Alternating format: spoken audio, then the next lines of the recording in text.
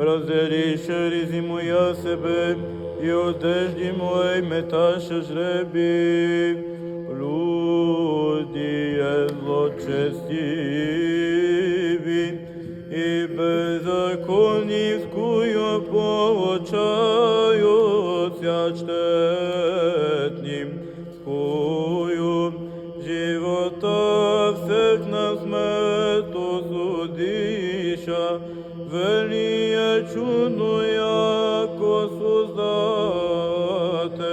мира в руки беззаконник предается и на древо возвещается человеколюбец, да я же владею свободі зовущия, долготерпеливе, Господи, слава Тебе.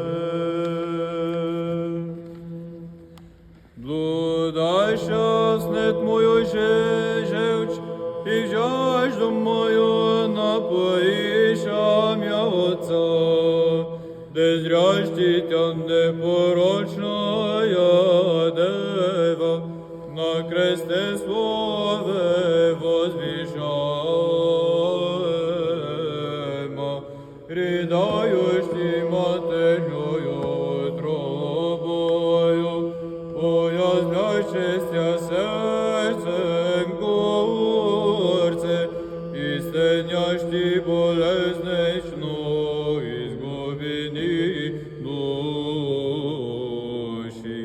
Лице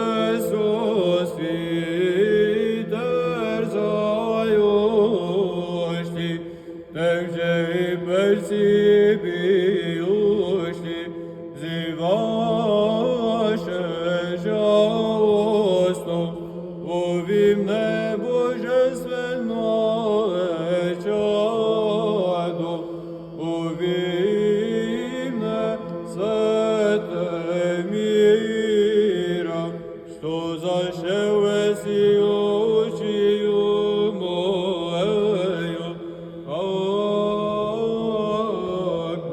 Агнече Божий, тем же войска Господних, трепетом содержимым яйку, глаголюще, непостижиме, Господи, слава Тебе.